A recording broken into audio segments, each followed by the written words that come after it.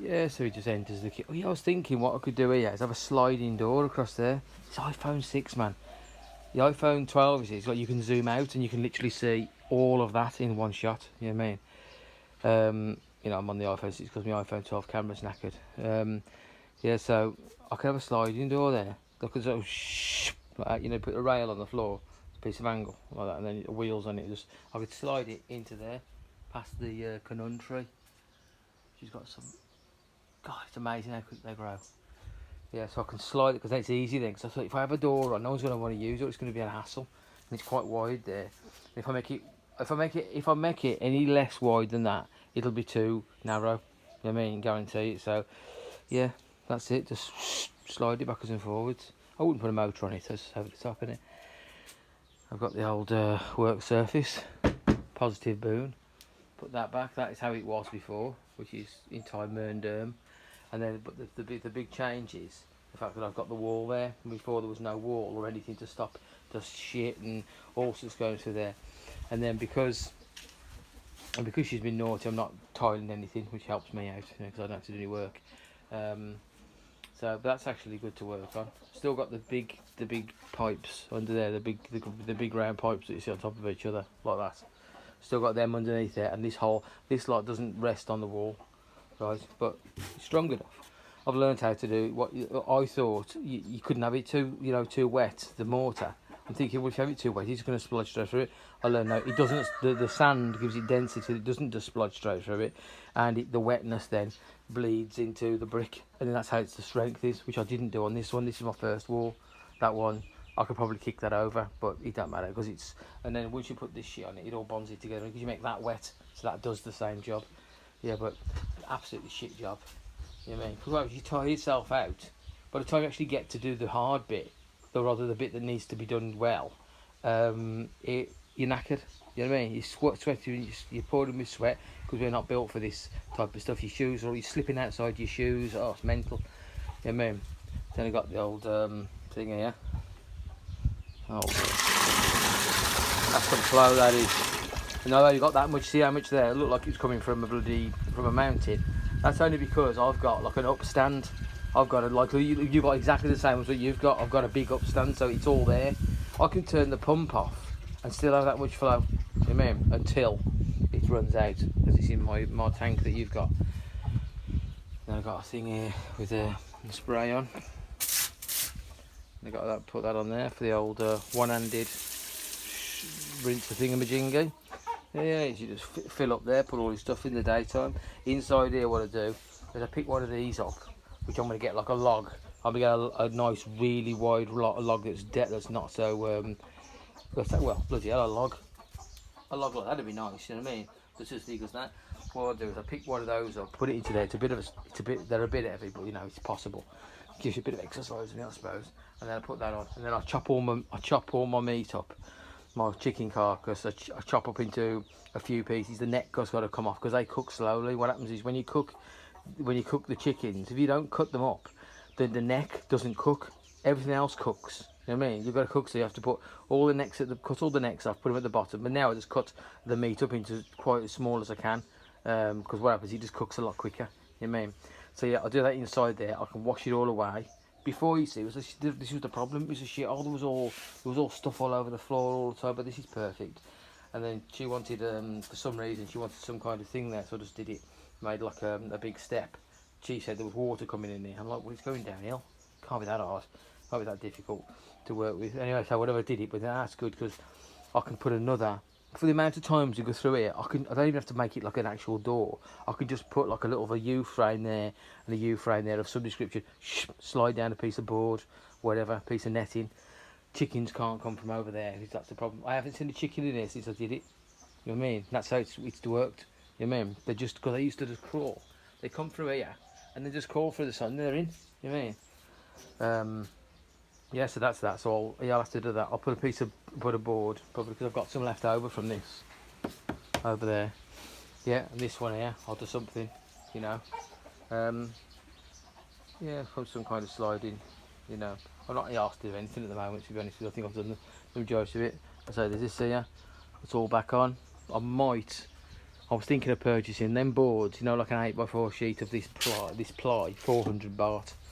So 2 of them, I'd easily do that. You know what I mean? And then I could make a wall, you see, and then I'd get rid of the sunscreen that we've got. But I'm also conscious, although the guy next door is a complete wanker and all his family are, I am conscious that I don't want to create an eyesore for him to look at.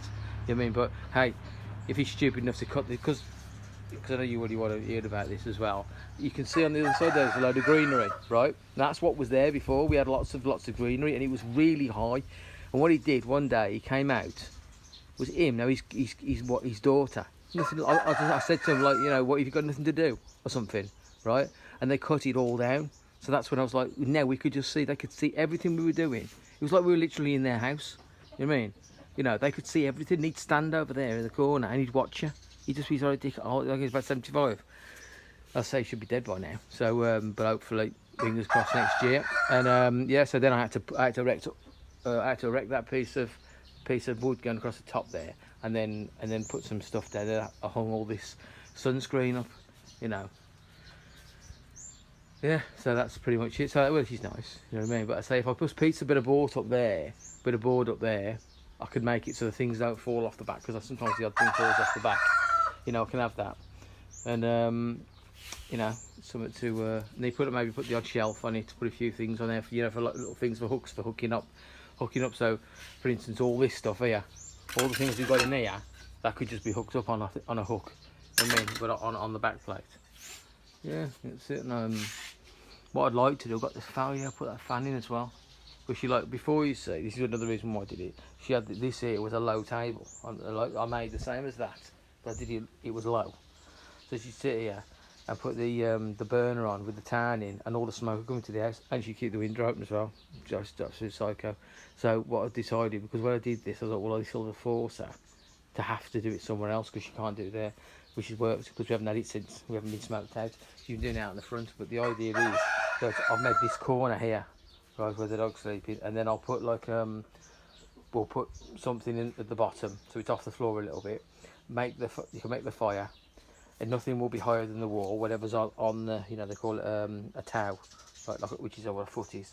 But you have the tow there, looks like an elephant's leg, doesn't it?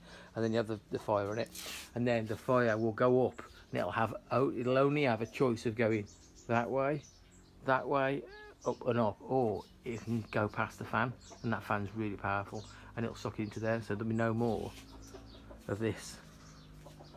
Like you see that? That's how black. Yeah, that's shining to him. Look, all that black shit there. How do you fucking live like that? Fucking mental. Just letting the smoke go into the house. You'd be in the morning, wake up, the whole room's filled with smoke. You mean? In the bedroom, on the other side of the house. Fucking absolute nutcase. But, you know, there we go. So, oh yeah, and then obviously 2 kilos of white flour and wholemeal flour that I bought off Lasada, all kneaded up and everything. 20 minutes. It takes 10 minutes to do 1 kilo. I took about 20 minutes to do all that. Get it right, beautiful. So that'll prove once, so that's going to take an hour, and then approve again, and then that's it, then cut into bits. Then we'll have some wholemeal for the pizzas, and yeah, make a pizza quick. You know what I mean? Right, there we go. What about you? You ready for your pills now? Eh? Because she's, oh yeah, that's it, something else you probably want to hear about. So basically what happened was, about a week ago, right, she starts crying in pain. She's just out there on the front there. What's going on? It's the night time. I thought, what's going on? She was all right today. And she's like, you know, and for nothing. Then all night she's with me and she's screaming, like, you know, screaming out in pain periodically. Then she goes in the morning. I'm like worried about her all night, thinking, oh god, yeah, because I hear dogs will just get something and die the next day. It's crazy. He's mental. Thinking, oh, what's going on here? She's had all the shots. She's got a. Now, one thing I hadn't done, I haven't given since you had that Brevecto, right?